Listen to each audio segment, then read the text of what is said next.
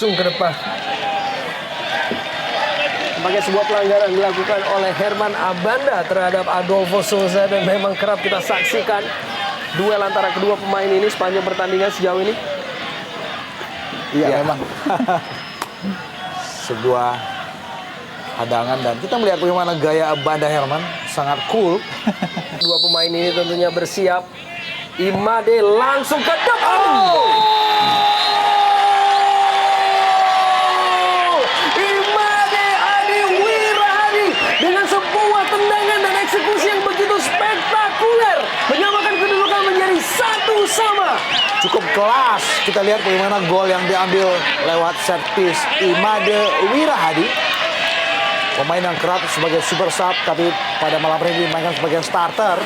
Dan kita melihat bagaimana tendangannya sangat akurat dan sulit meski ada sebuah reaksi dari Henry.